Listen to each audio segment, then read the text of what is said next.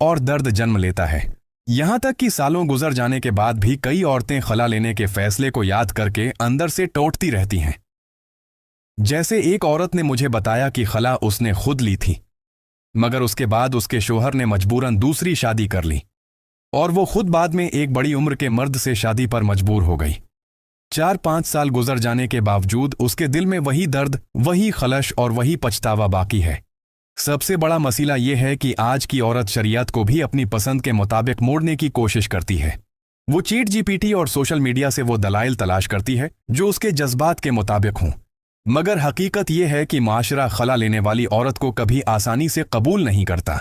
अगर वो अपना पहला घर समझदारी, सब्र और अल्लाह के हुक्म के मुताबिक बचा लेती तो आज उसे यह दिन न देखने पड़ते। खला और तलाक वाली औरत में ज़मीन आसमान का फ़र्क होता है।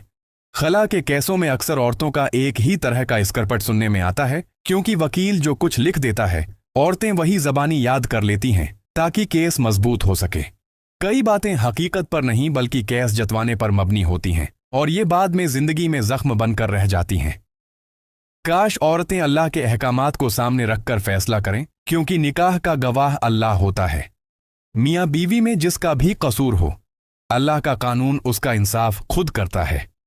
जिस औरत ने मुश्किल में शोहर का साथ दिया, अल्लाह ने हमेशा उसके नसीब में बेहतरी रखी, और जिसने शोहर को झूठे इल्जामात, अदालतों और खला के बेबुनियाद दावों में धकेला, उसके हिस्से में अक्सर तन्हाई, डिप्रेशन और पछतावा ही आता है।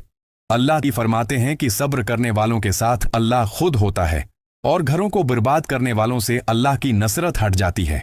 निकाह एक इबादत है, अमानत है, आजमाइश भी है और सुकून भी, मगर ये तभी कायम रहता है जब दोनों अल्लाह के हुक्म को पहलू में रखकर फैसले करें, न कि जज्बात और वक्ती गुस्से में।